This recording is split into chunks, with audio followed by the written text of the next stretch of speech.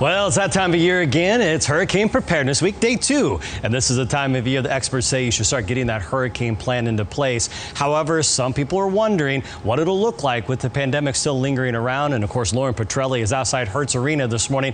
Lauren, we do have the vaccine widely available now. Are county officials still planning to implement COVID regulations at shelters like the one behind you, Hertz Arena? Yeah, that is still something that they're going to take into consideration because of the pandemic, Trent. And how strict those regulations are going to be seems to really depend on the state of the pandemic at that time. We're going to need those shelters, that social distancing.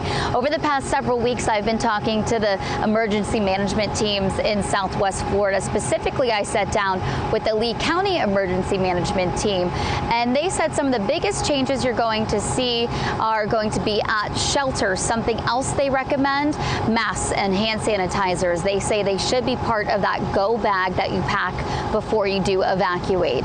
They're also planning on having enough shelters where social distancing will be in place in order to help keep people safe.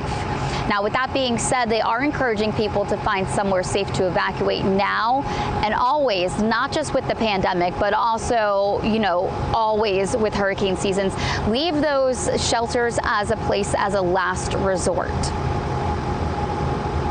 We do encourage people to use this time ahead of hurricane season to find a more comfortable place to evacuate to. So if you live in an evacuation zone, understanding which zone you live in, and then being able to find a family member or a friend, either within the county or a nearby county that is outside of the evacuation area that we're calling for. And emergency management teams say that they're going to be working really closely with government agencies in the state, also like the Florida Department of Health, to make sure that they are taking all of those things from the CDC and then implementing them at their shelters. A lot of advice from the Lee County Emergency Management team.